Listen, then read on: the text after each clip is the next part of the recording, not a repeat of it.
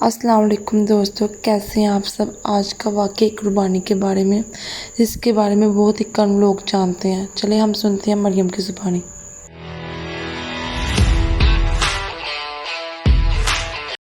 بسم اللہ الرحمن الرحیم۔ حضرت علی رضی اللہ تعالیٰ عنہ سے روایت ہے کہ حضرت عبد المطلب نے بتایا، میں حجر اسود کے مقام پر سو رہا تھا کہ میرے پاس ایک آنے والا آیا۔ اس نے مجھے کہا، طیبہ کو کھودو۔ میں نے اس سے پوچھا، طیبہ کیا ہے؟ مگر کچھ بتائے بغیر چلا گیا۔ دوسری رات پھر حباب میں وہی شخص آیا، کہنے لگا، برہ کو کھودو۔ میں نے پوچھا، برہ کیا ہے؟ وہ کچھ بتائے بغیر چلا گیا۔ تیسری رات میں اپنے بستر پر سو رہا تھا کہ پھر وہی شخص آیا۔ اس نے کہا، مظنونہ کو کھودو۔ میں نے پوچھا، مظنونہ کیا ہے؟ وہ بتائے بغیر چلا گیا۔ اس سے اگلی رات پھر بستر پر سو رہا تھا کہ وہی شخص پھر آیا اور بولا، زمزم کو کھودو۔ میں نے اس سے پوچھا، زمزم کیا ہے؟ اس بار اس نے کہا، زمزم وہ ہے جس کا پانی کبھی ختم نہیں ہوتا، جو حاجیوں کے بڑے سے بڑے مجمع کو سیراب کرتا ہے۔ طیبہ، برہ اور مظنونہ یہ سب زمزم کے نام ہیں۔ عبد المطلب کہتے ہیں کہ میں نے اس سے پوچھا، یہ کنواں کس جگہ ہے؟ اس نے بتایا، حرم شریف میں جاؤ، وہاں ایک کوا آئے گا اور زمین پر 3 بار ٹھونگ مارے گا، وہاں وہ پاک پانی زمزم ہے۔ دوسرے دن عبد المطلب اپنے بیٹے حارث کے ساتھ حرم میں تشریف لے گئے۔ اس وقت ان کے یہاں ایک ہی لڑکا تھا۔ انہوں نے دیکھا وہاں ایک کوا آیا اور زمین پر 3 بار ٹھونگ مارا۔ جگہ کے دونوں طرف بت موجود تھے۔ 300 سال پہلے بنو جرہم نے کنواں مکمل طور پر بند کر دیا تھا کہ اس کا نام و نشان تک نہیں تھا۔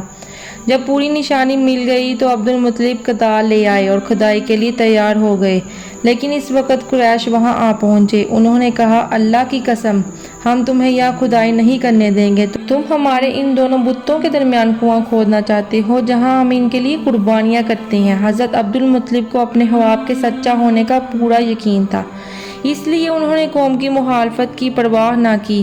حضرت عبد المطلب نے اپنے بیٹے حارث سے کہا، تم ان لوگوں کو میرے قریب نہ آنے دینا، میں کھدائی کا کام کرتا رہوں گا، اس لیے کہ مجھے اس کام کا حکم دیا گیا ہے۔ قریش نے دیکھا کہ وہ باز آنے والے نہیں تو رک گئے۔ حضرت عبد المطلب کھدائی کرتے رہے اور حارث مٹی اٹھا کر باہر پھینکتے۔ پتھر کی کھدائی کا کام آسان نہیں تھا۔ اس وقت حضرت عبد المطلب کے دل میں یہ بات آئی کہ اگر میرے زیادہ بیٹے ہوتے تو آج مجھے کسی کی ضرورت نہ ہوتی۔ زمزم کی کھدائی کے وقت عبد المطلب نے یہ دعا مانگی تھی کہ اے اللہ، اس کی کھدائی کو مجھ پر آسان کر دے، میں اپنا ایک بیٹا تیرے راستے میں قربان کر دوں گا۔ اللہ تعالیٰ نے ان کی دعا اور منت کو قبول کیا اور ان کے 10 یا 12 بیٹے پیدا ہوئے، جن میں سے ایک حضرت عبداللہ یعنی نبی کریم صلی اللہ علیہ وسلم کے والد تھے، جو کہ نہایت خوبصورت اور سب لوگوں کے لیے ہر دل عزیز تھے۔ حضرت عبداللہ حضرت عبد المطلب کے سب سے چھوٹے بیٹے تھے اور نہ صرف اپنے والد کے بلکہ پورے خاندان کے بہت چہیتے تھے۔ حضرت عبد المطلب کو ان سے بہت محبت تھی۔ بیٹوں کی پیدائش کے بعد جب تمام کے تمام جوانی کی عمر کو پہنچے تو عبد المطلب کو اپنی منت یاد آئی، تو انہوں نے اپنے بیٹوں کو جمع کیا اور اپنی منت کی خبر دی۔ یہ منت پوری کرنے کو کہا۔ سب نے والد کے حکم کے سامنے سر تسلیم حمد کیا۔ قرعہ اندازی میں بیٹوں کے نام قرعہ ڈالا گیا تو قرعہ میں حضرت عبداللہ کا نام نکلا۔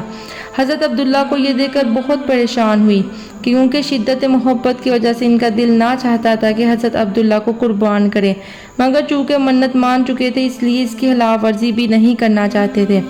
چنانچہ حضرت عبداللہ کو لے کر قربان گاہ کی طرف بڑھے۔ حضرت عبد المطلب انہیں ذبح کرنے کے لیے حرم لے آئے۔ اس موقع پر قریش نے ان سے درخواست کی کہ ان کو ذبح نہ کریں جب تک آپ مجبور نہ ہو جائیں۔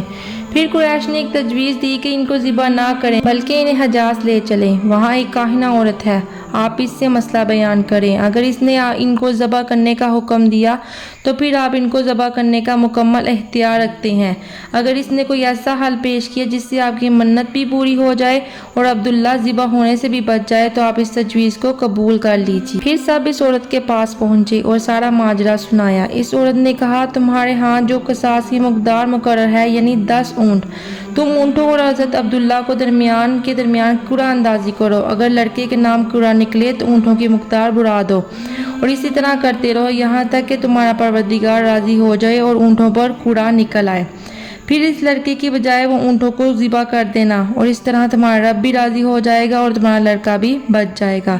یہ سن کر سب مکہ مکرمہ پہنچے اور حضرت عبداللہ اور 10 اونٹوں کے درمیان قرعہ اندازی ہوئی۔ تو حضرت عبداللہ کا نام آیا، 10 اونٹ زیادہ کیے تو دوبارہ حضرت عبداللہ کا نام آیا، اور جب بڑھاتے بڑھاتے اونٹوں کی تعداد 100 ہو گئی تب اونٹوں کے نام کا قرعہ نکلا۔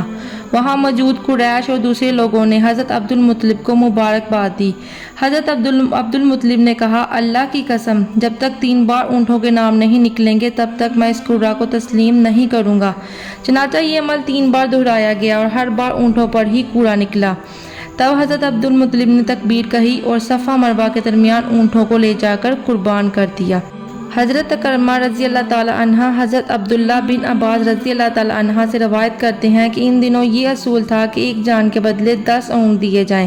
حضرت عبد المطلب پہلے شخص تھے جنہوں نے ایک جان کا بدلہ 100 اونٹ دیے، جس کے بعد قریش اور عرب میں یہی دستور ہو گیا، اور حضور پاک صلی اللہ علیہ وسلم نے بھی اس کو برقرار رکھا۔